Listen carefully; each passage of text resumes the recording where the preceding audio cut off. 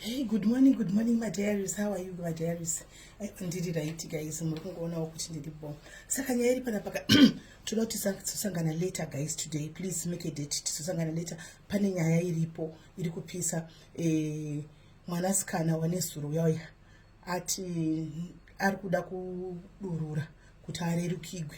Hanzi ndokumbira kuti mudzose timu vana mai sikuru sei maini madzoke kuda pane nyaya dzimwe dziripo here dzakuda kuti adzose. Saka tosangana manheru anhasi zvakare. Pane nyaya jesi iri kunetsa gaisi kutemesa musoro. Pane nyaya jesi kutemesa musoro. Ndabatwa najesi muhombe. Jesi muhombe andibata achitaura kuti okay, noti ndandati rini vachisimuka achinotora sisi vachienda kuna baba vaya kushavani anditi. But now jesi mukuru anogara naye bvanifonera kati SIS MELLY, jesi uya ane vana 5 vari pamba pangu i1 room ende ndotomukumbira runhu rakumunina wangu anditi. Saka inini ndinoto ndakatowana basa ngari mota kuenda kubasa kwandindoshashandawo. Saka paari kutakura sisi vakachienda, that means panda kutsvagwa munhu anosara nevana anga achichema like mutoro wacho wamuremera kuti panda kutsvagwa munhu anosara nevana ava handitika ende munhu anosara nevana ava i5 zvinogona kundinetsa ndinovabhadhira nei. Okay, anogona kuda $50 yaya zvitori nani kuti vatenge chingwa, vatenge usavi nehupfu vadye.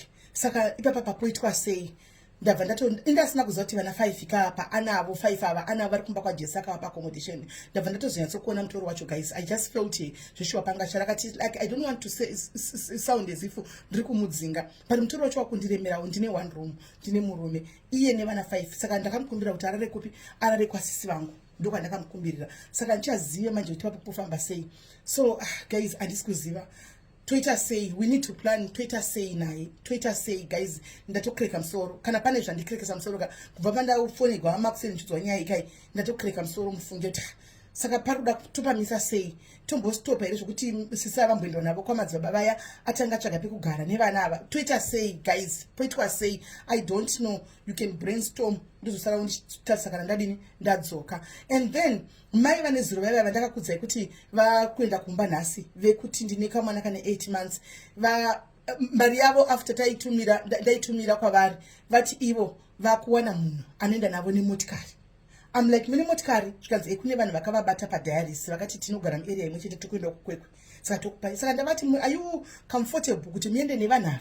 Zvikanzi ndongoenda because vaya vatozoya vakati vazondifonera vachiti vazondisendera message vachiti amurodi takuenda. Saka guys, I don't know. Saka ndangoti alright, no problem. Saka mari ina ndaitumira nditi kuJoburg kumabhasi. Saka ndangoti kune munhu ane mari yacho alright, bata wakadaro vape mari yechikafu rodi.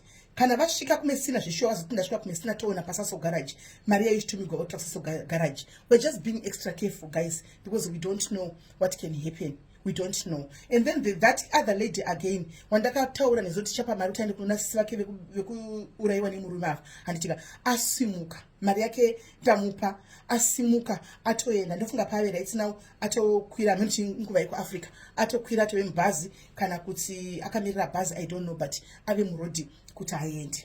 So guys, yeah, that's ndikupe updates mangwana nanhasi anditika tichenda takadaro regai timboenda kubasa guys, timbonoshandira mhuri anditika So guys, tobatana later anditika have a blessed day and please take care of yourselves.